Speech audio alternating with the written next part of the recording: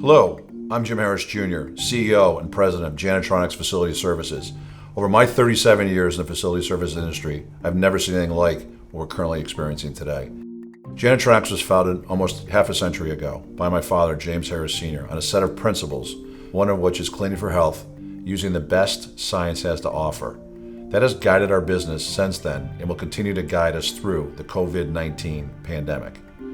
Today, we are faced with what seems like an insurmountable challenge, and I'm here to tell you, Janitronics has been built to handle the challenge we are currently facing.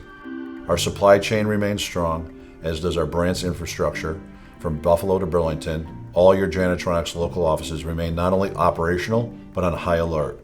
Since mid-January, Janitronics has worked arm in arm with all essential businesses, literally day and night, 24/7, servicing our most important essential resources during an epidemic.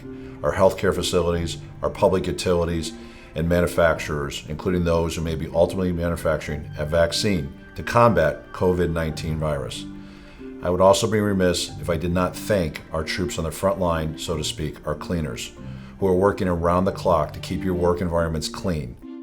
If you have any questions or concerns at all, simply reach out to your local Janitronics contact.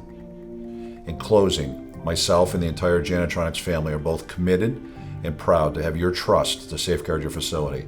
It is our belief together we will conquer this invisible intruder. Remember, wash your hands often and stay safe.